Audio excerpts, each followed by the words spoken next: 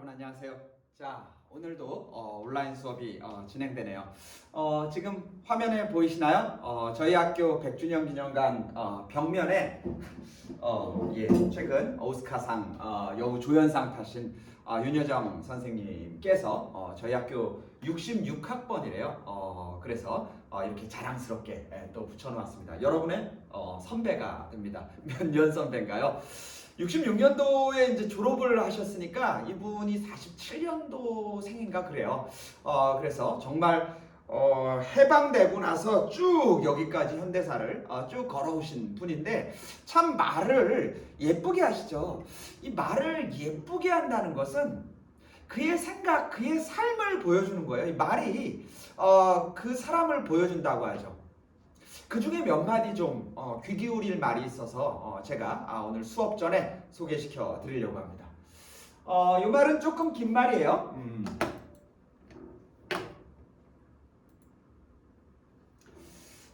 이분이 이제 결혼하고 이혼을 하시는데 구억과 관련된 이야기입니다. 나는 결혼 당시 연기를 그만두고 싶지 않았지만 자연스럽게 주부가 되었고 연기도 멈추게 되었다. 이혼도 내게 좋은 글씨가 되었다. 내게 고집 센 여자라는 인식을 주게 되었다. 나는 남편에게 순종하고 결혼이라는 약속을 지켜야 한다라는 일종의 사회적 규칙, 그 당시엔 상당히 강력했겠죠. 그런 규칙을 어긴 사람이 되었다. 그래서 일자리를 얻을 수 없었다. 그의 어떤 어려운 시간. 이혼은 내게 끔찍한 시간을 주었다. 두 아들을 먹여 살려야 하는 그런 역할을 하기 위해서 어떤 역할이라도 맡아야만 했다. 스타였을 때 자존심을 신경 쓸 것이 없었다. 이렇게 자신의 어두운 시기를 말하고 나서 그가 내린 한마디가 뭐였냐? 이후 나는 성숙한 사람이 되었다. 사람에게 이 시간 지날 때 얼마나 원망스러웠을까요? 정말 대스타였다가 이혼의 상황 속에서 생계를 위해서 정말 밑바닥까지 내려간 그 윤여정의 삶에 이 시간은 정말 암흑기예요.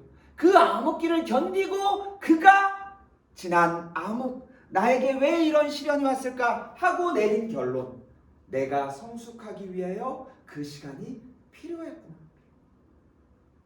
여러분들은 지금 시간대를 어떻게 생각하고 있는지 모르겠습니다. 하지만 여러분에게 어떤 성숙함을 만들기 위하여, 그런 멋진 사람 만들기 위하여 이 시간이 왔는지도 모르겠습니다.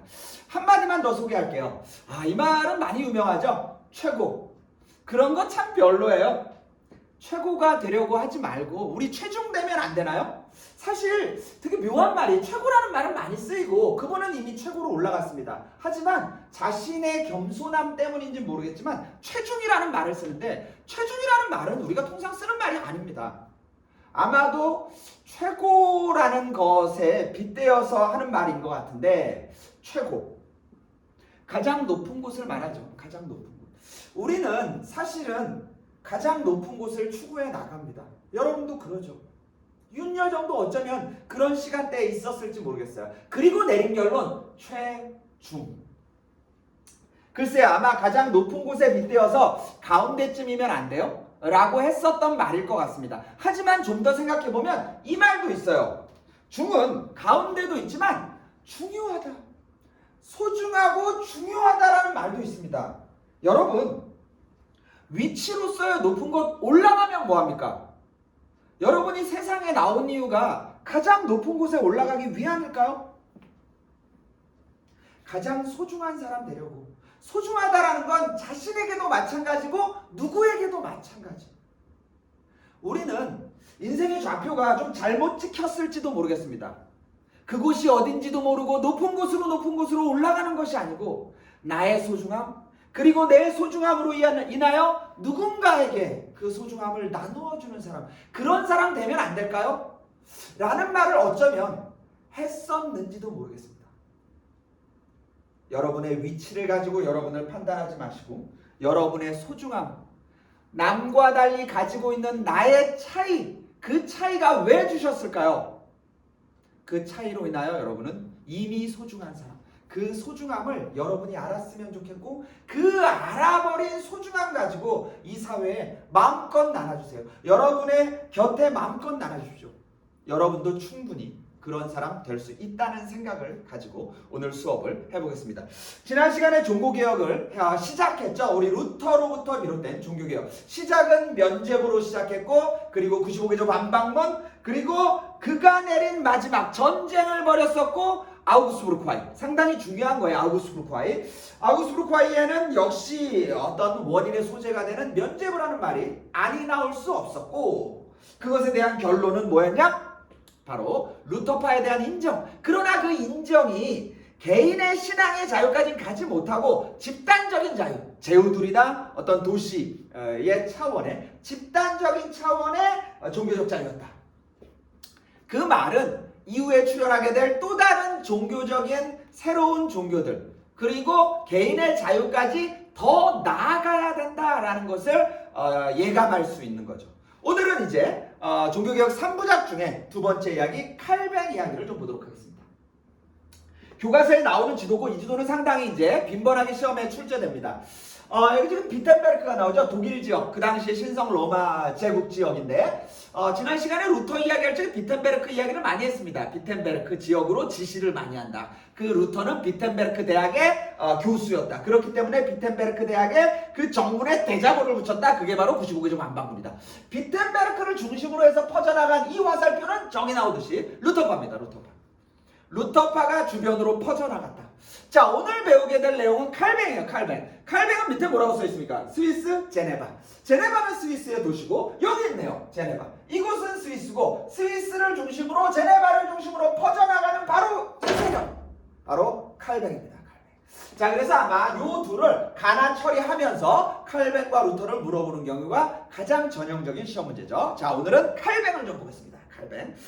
그런데 이 지도 가지고 조금 더 해석을 해야 될 것 같아요. 여기 설명해 보면 붉은색은 프로테스탄트라고 하고, 이 보라색은 카톨릭이라고 한다. 카톨릭은 기존에 중세부터 있었던 그 카톨릭을 말하는 거예요. 유럽의 상당 부분이 이제 카톨릭인데, 이 붉은색, 소위 말하면 프로테스탄트가 점점 넓어진다, 자리를 차지한다, 이런 걸 이제 지도로 보여주고 있는데, 프로테스탄트는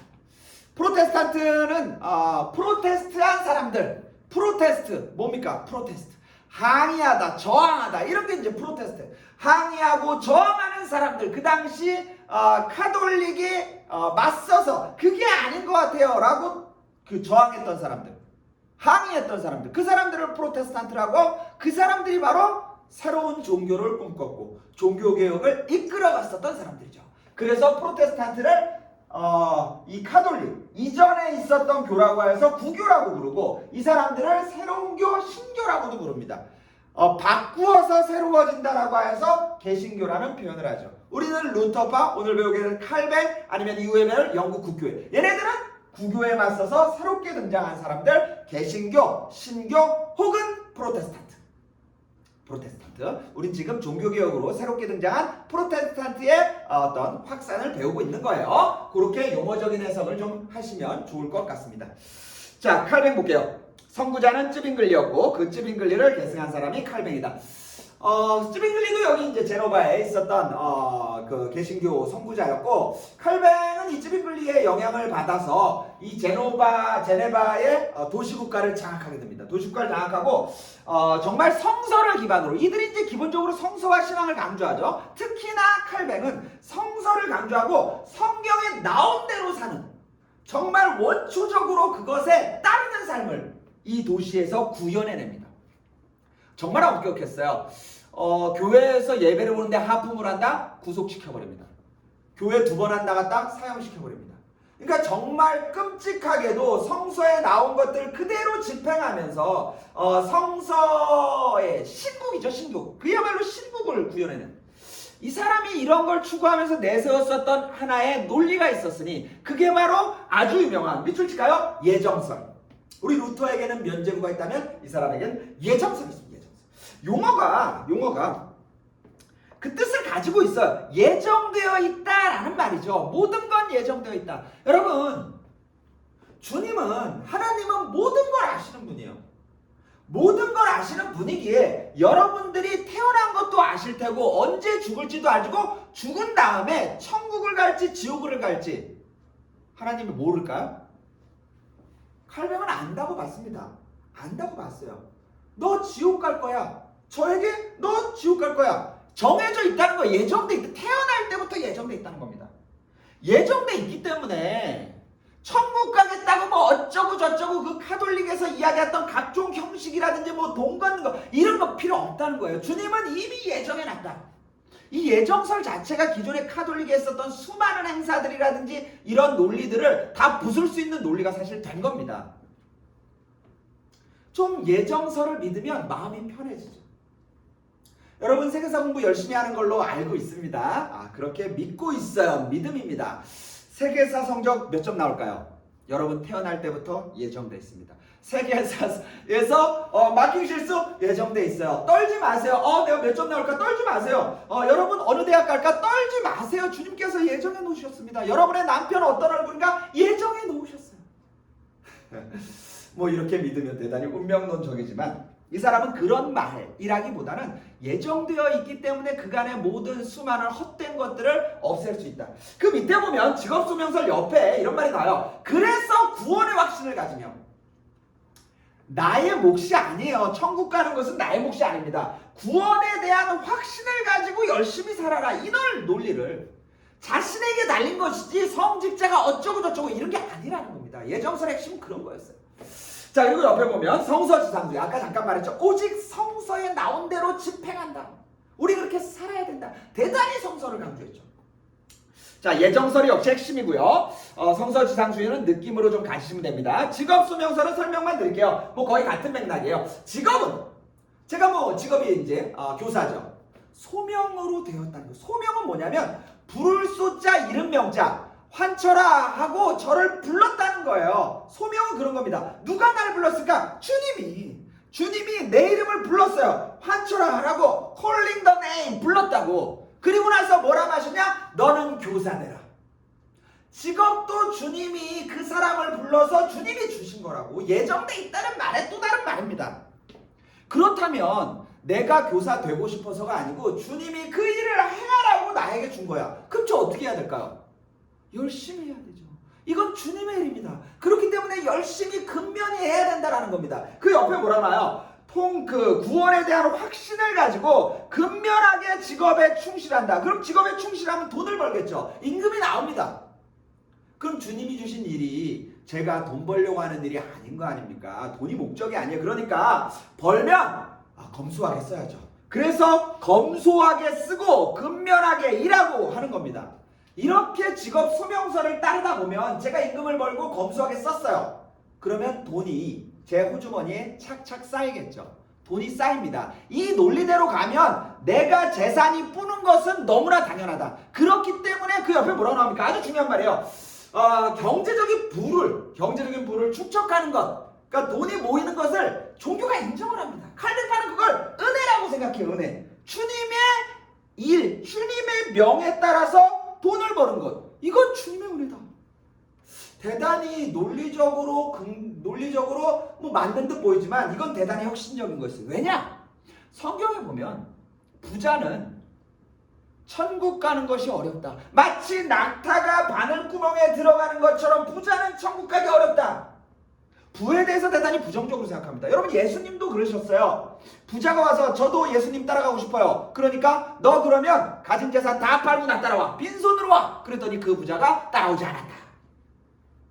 성경에 부에 대해서 대단히 부정적으로 생각합니다. 그런데 여기서는 뭐라고 합니까? 부에 대해서 긍정적으로. 이게 사실은 성경 안에 이제 두 가지 논리가 있었는데 사실은 부에 대해서 부정적인 생각이 훨씬 더 많았음에도 불구하고 이 칼뱅은 오히려 부는 주님의 은혜다 쪽으로 이제 돌려버린 거죠. 그 당시 이 유럽 사회에서 돈 버는 애들이 있었어요. 걔네들이 뭐냐? 바로 상공인들입니다. 옆에 보면 상공인들, 바로 시민들인데 이들이 사실은 성경에 근거해서 돈 버는 게 좀 찝찝했어요. 그런데 칼뱅의 논리를 따르다 보니까 이야 주님이 나에게 축복 주셨구나 이렇게 되는 겁니다. 그러니 상공인들이 바로 시민들이 칼뱅파에 적극적으로 가담하고 적극적으로 환영하게 되는 거죠. 그래서 유럽 전역에 있는 상공인들은 바로 칼뱅파 쪽으로 가담하게 됩니다. 여기 지금 보면 이건 뭐 좀 이따 보고 이게 이제 예정설과 관련된 내용인데 한번 읽어보겠습니다. 교과서에 나온 거예요. 자, 뭐 제목 안 주겠죠. 만약에 시험에 나온다면 모든 사람은 동일한 상태로 창조된 것이 아니며 어떤 사람에게나 영원한 벌이 예정돼 있다. 이 칼뱅 이야기할 때는 예정이라는 표현을 꼭 줍니다. 예정되어 있다. 그러니까 여기에 천국 갈 사람도 예정돼 있고 영원한 벌, 지옥 갈 놈도 예정돼 있다라는 이야기예요.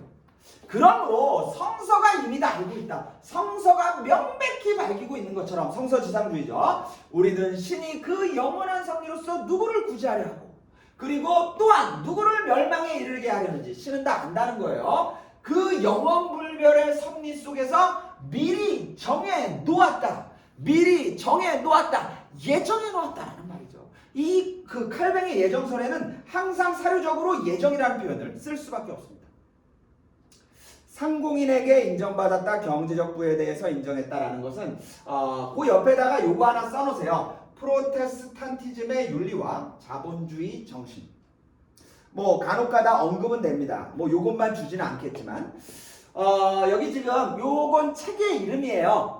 막스 베버라는 독일의 사회학자, 아주 유명한 사회학자가 쓴 책이고 책의 표지에 나오는 그림입니다. 요 사람이 이제 유럽의 당시 이제 상공인이에요. 그래서 돈을 만지고 있어요. 여기 지금 금화가 잔뜩 있고, 아이고 내가 오늘 또 얼마 벌었구나 이런 얘기예요. 아주 흐뭇하게 돈을 세고 있어요. 그런데 옆에 아내가 뭘 보고 있냐? 성경책 보고 있어요. 종교와 돈이 결합했다. 종교가 돈을 버는 것에 이바지한다. 그런 논리를 책에 써놓은 겁니다. 프로테스탄트. 이게 바로 개신교죠. 정확히 표현하면 지금 칼뱅입니다. 칼뱅. 그 칼뱅의 논리, 칼뱅의 윤리는 바로 직업소명설에서 돈을 버는 것이 주님의 은혜다. 이런 논리가 자본주의의 정신이 되었다. 바로 상공인들, 시민들, 그들이 바로 자본주의의 문을 여는 부르주아 아닙니까? 부르주아 자본주의, 자본가들. 그 자본가의 정신은 어디에서 뚝 떨어진, 하늘에서 뚝 떨어진 게 아니고 바로 종교개혁 속에서도 칼뱅의 논리 속에서 나왔다. 이런 것들을 또 밝히는 아주 유명한 고전입니다. 아주 유명한 고전이에요. 자, 그래서 이들이 상공인에게 환영받습니다. 자, 여기 보면 나오죠? 자, 제네바에서 퍼진 것. 프랑스의 상공인들이 받아들여서 위그노가 되고, 이 위그노는 그러니까 칼뱅파들이라는 거예요. 이쪽 고이센, 네덜란드의 칼뱅파를 고이센이라 부르고, 영국으로도 확산되어서 잉글랜드 쪽에 있는 칼뱅파를 청교도라고, 스코틀랜드의 칼뱅파를 장로라 한다. 그러니까 위그노, 고이센, 청교도, 장로파 얘네들은 다 칼뱅계열, 칼뱅계열. 얘네들도 이제 거의 같은 시기에 이제 퍼져 나갔는데 요 루터는 이제 전쟁을 치르면서 아우스부르크화이에서 인정받았고 얘네 아직 인정 못 받은 겁니다. 얘네가 이제 인정을 받기 위해서 나름대로 노력을 더 해야 되는 것이고 종교 개혁 혹은 전쟁을 수행해가면서 얘네들도 종교적인 자유를 얻어나가는 것 이제 곧 배울 내용이죠. 자, 그래서 거기에 전파 상공지역에 주로 퍼져나갔고 프랑스에는 위그노들, 네덜란드 고이센, 잉글랜드의 청교도, 스코틀랜드 장로파 얘네들이 이제 앞으로 자신의 종교개혁을 위해서 노력해 나갈 것이다. 자, 여기까지 좀 봤어요. 자, 이렇게 됐죠. 자, 이제 영국 국교회입니다. 영국 국교회. 자, 3부작의 마지막. 국교회라는 말은 뭔가요? 그 국가의 종교라는 뜻이에요. 영국이 그 국가의 종교를 만들었다? 이게 도대체 뭘까? 좀 이제 헤아려 봐야 되는데 배경에 보니 이런 말이 나요. 이 영국 국교회는 정치, 경제적인 성격이 종교적인 성격보다 강하다. 종교개혁이면 종교적인 성격이 강해야 됩니다. 그런데 여기는 그렇지 않다는 말이에요. 도대체 무슨 얘기지? 라고 옆에 좀 더 읽었더니만 헨리 8세의 이혼 문제가 벌어졌고 교황이 그 승인을 거부하였다. 아, 이게 무슨 얘기야? 자, 이제 좀 설명을 드릴게요. 영국 국교회.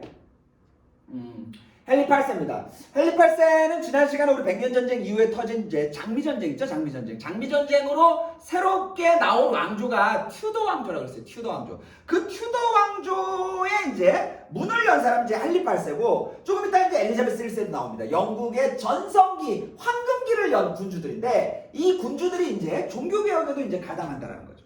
자, 헨리 8세예요. 헨리 8세. 헨리 8세의 아내. 지금 이혼 문제라고 했기 때문에 그 이야기를 꺼내야 됩니다. 아내가 이제 캐서린이에요. 캐서린.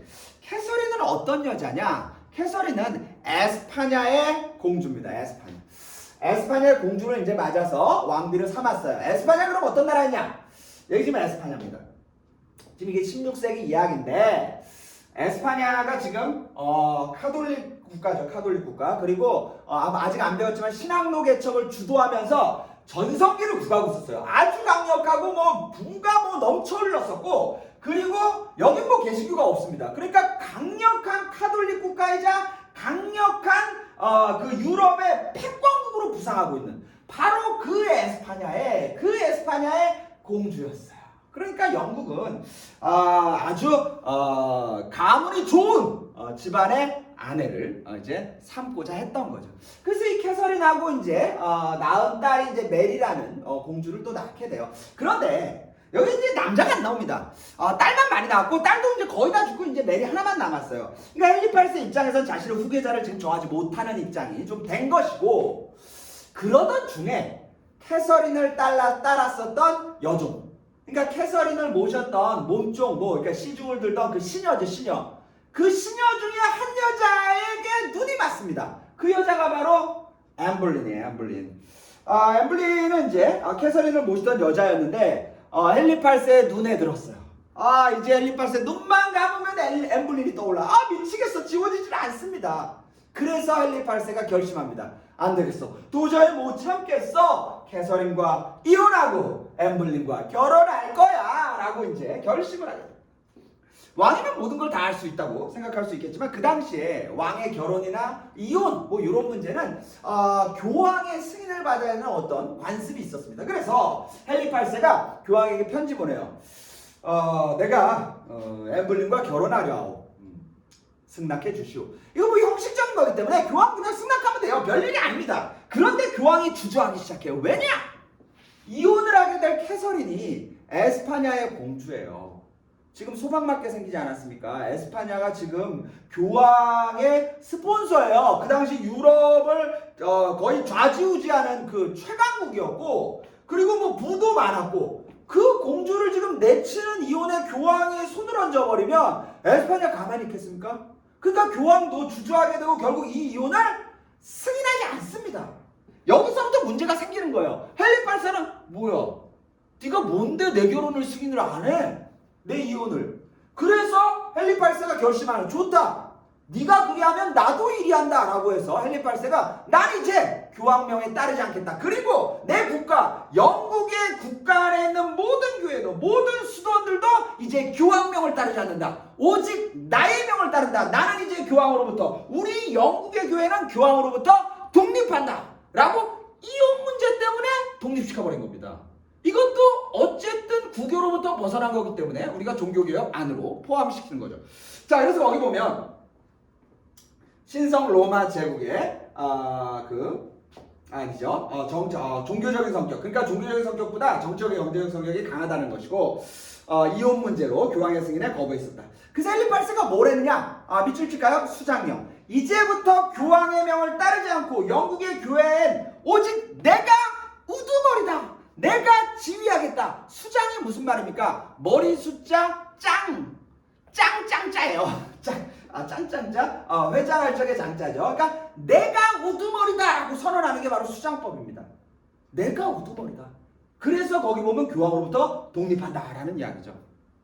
사실 이렇게 독립하면 헨리 8세는 손해볼 게 없어요. 교황이야 어차피 떨어진 똥이고, 내가 이제 교회를 지휘할 수 있고, 나는 결혼하고 이혼할 수 있고, 그리고 교회가 재산이 많단 말이야. 그 재산도 이제 다 내 차지. 이렇게. 거기 보면 뭐가 나와요? 그래서 수도원은 별로 재산이 없어요. 그래서 수도원은 또 대단히 맹신적이죠. 그래서 교황을 따랐던 수도원은 다 해산시켜버리고, 그리고 많은 부를 가지고 있던 교회의 재산은 다 내 것으로 몰수해버립니다. 그러니까 헨리 8세는 이 영국 국교회를 수장령을 때리면서 경제적으로 부유해지고 왕권도 강화시켜 나가고, 그리고 교황으로부터 독립하는. 그 정치적이고 경제적 성격이 종교적인 성격보다 훨씬 강하다는, 얘는 종교적인 이유로 독립한 게 아니라는 거죠. 자, 그래서 엠블린과 결혼해요. 그리고 엠블린으로부터 낳은 또 딸, 아들 못 낳습니다. 아들 못 낳고 딸을 낳았는데, 그 여자가 바로 영국의 전성기의 문을 연다는 바로 엘리자베스 1세예요. 뭐 후에 이야기 조금만 더 하면, 헨리 8세가 죽고 나서 어쨌든 메리가 뭐 아들이 없고 하기 때문에 순번상 왕이 됩니다. 여왕이 이제 출연했어요.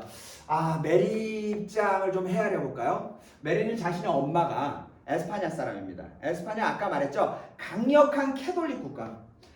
캐서린도 강력한 캐톨릭의 여자였어요. 그리고 자신의 딸 메리도 마찬가지입니다. 그런데 우리 어머니를 막 이렇게 박해했었던 주변의 신하들도 많죠. 그러니까 딱 즉위했는데 헨리 8세를 따랐던 놈들, 교황으로부터 독립한 놈들, 그리고 내 어머니 이혼해라라고 박해했었던 그놈들이 잔뜩 있어. 가만히 있으면 안 되지. 가만히 있으면 안 돼요. 그래서 메리가 이제부터 다시 교황으로 복원된다. 나는 캐톨릭 국가로 간다. 라고 하면서 교황으로부터 독립한 세력들, 내 어머니를 이렇게 위협했던 애들을 잔인하게 숙청합니다. 정말 엄청난 숙청, 피바람을 몰고 일으켰어요. 그래서 메리가 블러드 메리라고 불려요. 블러드 메리. 손에 피를 잔뜩 묻힌 여왕, 바로 블러드 메리. 그 메리가 결국 아버지가 교황으로부터 독립한 그것에 대해서 다시 원상복귀를 시키면서 피바람을 일으켰던 거죠. 그리고 메리는 자신의 본국, 어머니의 본국이었던 에스파냐의 왕자, 당시 펠리페 2세. 여러분 펠리페 2세 기억나세요? 우리 오스만 투르크 레판토 해전에 그 승리를 거뒀던 그 무적함대 펠리페 2세와 결혼하는 여자가 또 메리예요. 어떻게든 아들을 낳고 싶었습니다. 그렇지만 결국 아들 못 낳았어요. 상상 임신하고 막 그러고 막 그 폭식하고 그러다 결국 메리가 죽어버리고, 그래서 다음 승계자 엘리자베스 1세가 이제 출연하게 되는 겁니다. 엘리자베스 1세는 종교적인 차원만 지금 얘기하는 거예요. 아버지가 교황으로부터 독립했고 자신의 언니가 다시 원상 복귀를 하면서 피바람이 불었어요. 이러다가는 영국이 두동강 나겠다. 이래서는 안 된다. 강력한 영국을 위해서 이 문제를 해결해야 된다 라고 생각해서 엘리자베스 1세가 제시한 게 캐톨릭과 그리고 신교, 새롭게 등장한 신교를 결합하겠다. 이게 별게 아니다. 하나로 합치자라고 하는 선언을 합니다. 그게 바로 밑줄 통일법이에요. 엘리자베스 1세가 통일법을 만듭니다. 그것은 아버지가 내세웠던 신교와 기존의 캐톨릭을 합친 거죠. 합친 거예요. 이렇게 합쳐버린 통일법으로 만들어진 게 바로 국교회입니다. 국교회, 영국 국교회. 그래서 영국 국교회가 엘리자베스 1세의 통일법으로 인하여 확립이 된다. 그런데 뭐 종교적 교리로 인하여서 벌어진 종교개혁이 아니기 때문에 이 영국 국교회는 사실 캐톨릭이랑 거의 똑같아요. 거의 다르지 않습니다. 영국 국교회의 다른 말이 뭐냐? 바로 성공회예요. 성공회. 성공회를 영국 국교회라고 합니다. 그리고 여러분 기억나세요? 지난 시간에 우리 중세의 고딕 양식, 그 이전에 로마네스크 양식 배울 적에 한국 최초의 유일한 로마네스크 양식이 여기 시청 옆에 있는 성공회 성당입니다. 이 성공회 성당, 성공회가 바로 영국 국교회입니다. 요 옆에 영국 대사관이 있어요. 그래서 여기에 이제 이게 서는 거고, 이 성공회 대성, 성당이라고 그러잖아. 그러니까 개신교가 통상 교회라고 부르는데 여기는 성당이라고 부르죠. 이 안에 들어간 말이죠. 성당이에요, 성당. 그 요 앞에 이제 분들도 목사님이 아니고 신부님들. 그리고 미사 지내요. 그러니까 전혀 다르지 않아요. 그냥 그야말로 교황으로부터만 분리된 것이지 실질적으로는 뭐 캐톨릭이라고 봐도 무방한, 그게 바로 성공회입니다. 바로 영국 국교회예요. 자, 그래서 영국 국교회도 어쨌든 교황으로부터 분리되었기 때문에 종교개혁의 한 방향으로 우리가 넣어요. 자, 그래서 수장법과 헨리 8세 수장법과 엘리자베스의 통일법까지 좀 살폈어요. 자, 이렇게 해서 종교개혁 3부작 루터, 그리고 칼뱅, 그리고 마지막으로 헨리 8세 영국 국교회까지 봤습니다. 계속해서 캐톨릭이 밀리고 있죠.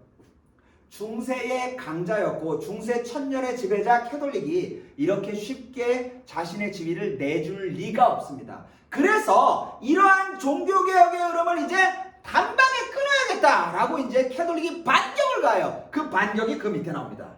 자, 첫 번째, 둘 다 중요한데 밑줄 칠까요? 트리엔트 공의회. 드디어 공의회를 열어요. 공의회는 어떤 종교적 문제가 심각하게 벌어졌을 적에 열리는 거죠. 트리엔트는 이탈리아의 도시 트리엔트에서 열렸다 해서 트리엔트 공의회인데, 뭐 쉽게 외우려면 루터, 칼뱅, 그리고 영국 국교회 세 개의 종교개혁이 있었죠. 캐톨릭은 이걸 끝내야겠죠. 엔딩, three ending, 트리엔트. 되게 비슷하죠? 이 세 개를 끝내겠다, 트리 엔딩 하겠다는 뜻으로 트리엔트 공의회가 열렸다. 이로써 공의회 4개를 다 배웠습니다. 기억나세요? 공의회가 이제 4개째 나왔어요. 우리 콘스탄티누스 대제 때 아타나시우스파, 아리우스파, 그게 이제 니케아 공의 최초의 공의에 니케아 공의. 그 이후에 이제 십자군 전쟁을 호소하는 클레르몬 공의회가 우르바누스 2세 때 있었고, 그 다음에 이제 있었던 게 뭡니까? 바로 후스를 처형하고 종교의 어떤 분열을 막아냈었던 우리 콘스탄츠 공의, 교황의 마지막, 교황의 끝자락에서 콘스탄츠 공의가 있어요. 마지막으로 이 종교개혁을 어떻게든 해버렸던 트리엔트 공의. 요 네 번째입니다. 지금 신교도가 끊임없이 교황의 문제를 삼고 캐톨릭의 교리의 문제를 삼고 있어요. 그러면 이 공의회는 뭘 해야겠습니까? 그게 틀리지 않았다. 교황이 뭔 잘못이냐? 교리에도 아무 문제 없다. 거기 나오죠. 교황과 그리고 교리에 아무 문제가 없다. 그래서 교황의 권위와 교리를 재확인한다. 다시금 그것이 정통이다라고 재확립하고, 너희들 중에 악마가 들어온 것 같아, 사탄이 들어온 것 같아, 이단놈들이 있는 것 같아, 우리 공의회가 정식적으로 그것을 심판하겠다라고 해서 트리엔트 공의회의 가장 명확한 색깔을 보여주는 거 밑줄 종교재판소. 종교재판소와 금서 이제 반격가하는 거죠. 니놈들 이단이지. 니놈들이 이단이고 마녀지. 이 트리엔트 공의회를 통해서 마녀가 합법화돼요. 이 마녀, 이 종교재판소가 참 묘해요. 니네 자꾸 딴소리 하는데 일로와, 그래서 잡아들인 마녀라고 해서 잡아들여요. 잡아들여서 너 마녀지라고 고문을 엄청 가합니다. 막 바늘을 찌르고 물에 넣고 고문을 가하면, 여러분 인간이 이 죽음 직전까지 가면 실토해요. 말해, 너 고문, 너 마녀지. 처음에는 마녀 아니까 버티다가 뭐 죽을 것 같으니까 살려주세요, 그만하세요, 저 마녀예요, 차라리 마녀라고 할게요 라고 하면, 거봐 너 마녀잖아, 그러면서 화형시켜버려요. 이게 뭐 마녀를 결국 만드는 거죠. 트리엔트 공의회로 기존에 흔들리던 교황과 교리에 대한 재확인, 그리고 반격의 의미로서 종교재판소와 금서. 그러면서 거기 보면 신교회 확대를 적극적으로 캐톨릭이 저지하기 시작했다. 자, 그리고 하나 더가 이제 예수회예요. 예수회는 이제 흔들리는 캐톨릭을 지지하겠다라는 하나의 그룹이라고 보면 되는데, 에스파냐 출신의 로열라가 만듭니다. 역시 지금 이 종교개혁 흐름 속에서 종교개혁을 떠받치고 있는, 가장 강력하게 막고 있는 게 바로 에스파냐예요. 그 에스파냐의 로열라라는 사람이 예수회를 만듭니다. 거기 뭐라고 나와요? 우리는 교황에 대해서 절대 복종하겠다. 우리는 교황의 개가 될 것이다. 교황을 지킬 것이고, 그리고 사탄을 물어뜯는 자가 될 것이다. 그래서 교황의 어떤 신앙적인 출입은 바로 예수회가 출연하고, 예수회가 적극적으로 교황을 옹호합니다. 그리고 유럽에서도 사실 세력 확대나 전도를 하지만, 유럽은 지금 뭐 판이 어느 정도 이렇게 나누어져 있고 장악되어 있기 때문에 이 예수회는 주로 밖으로 나갑니다. 거기 보면 해외 선교를 앞장서는 게 예수회예요. 아시아라든지 아메리카라든지. 아시아 역사를 아직 좀 덜 배웠는데, 우리 아시아 최초의 신부가 프란시스코 사비에르라는 사람, 그리고 중국으로 가면 마테오 리치라든지 아담 쉘이라든지 이런 사람들 다 예수회 출신입니다. 이거 예수회가 적극적으로 해외 선교를 하면서 캐톨릭의 세계 확대를 추구했던 거죠. 예수회까지 등 트리엔트 공의회와 예수회 출현 속에서 캐톨릭도 적극적으로 방어를 하기 시작했다. 이게 이제 예수의 상징이에요. 예수라는 그리스 말을 중앙에 ISH로 놓고 주변으로 퍼져나간다, 이런. 이 예수회의 흔적, 예수회와 관련된 대학이 하나 있습니다. 그 대학이 바로 서강대예요. 서강대가 저기 예수라는 뜻과 퍼져나가는, 이 학교가 예수회가 만든 학교입니다. 그래서 이 학교의 중앙도서관 이름이 로열라 도서관이에요. 로열라가 아까 예수회를 창립한 사람이죠. 그래서 예수의 흔적이 서강대에 꽤나 남아 있는 것, 바로 아시아 선교의 어떤 선봉자라고 우리가 볼 수 있었던 거죠. 그러니까 지금까지 우리가 살핀 걸로 보면, 종교개혁이 루터로부터 영국 국교회까지 쫙 하고 유럽 전역으로 퍼져나갔고, 캐톨릭도 더 이상 이 확대를 저지하기 위해서 트리엔트 공의회나 예수회로 장군멍구 때린 거예요. 자, 그럼 이제 어떻게 되겠습니까? 충돌하겠죠. 결국은 충돌하게 됩니다. 그 충돌이 이제 다음 시간에 배우게 될 종교 전쟁입니다. 자, 종교 전쟁 이야기는 다음 시간에 배우도록 하겠습니다. 오늘 뭐 짧은 이야기들이 있었지만 나름대로 의미 있고 중요한 내용이니 수업에 집중하시고 여러분들에게 조금이나 도움이 되었으면 좋겠습니다. 수고하셨습니다.